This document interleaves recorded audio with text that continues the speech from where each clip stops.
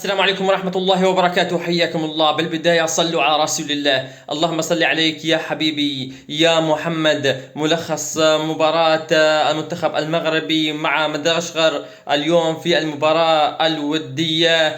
طبعا انتهى الشوط الأول بتقدم المنتخب المغربي على مدغشقر بهدفين مقابل لا شيء، بتوقيع اللاعب الصامبي. اليوم يسجل هدفين في الدقيقة 3 وفي الدقيقة 24.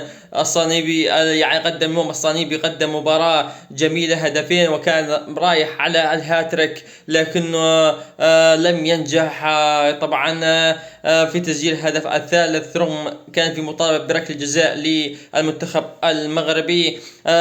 ملخص الشوط الأول نتحدث عليه بشكل سريع. المنتخب المغربي ضاغط على مدغشقر اليوم في مجريات الشوط الأول، ضغط هائل. ديما مغرب صراحة، هاي تقال لهم دوما ديما مغرب ديما مغرب ديما مغرب على الأداء الرجولي. عم يلعبون بالشباب يا جماعة. يعني في الدكة موجود أشرف حكيمي، عز الدين أوناحي، وأيضا موجود يعني ياسين بونو، اليوم مو حارس ياسين.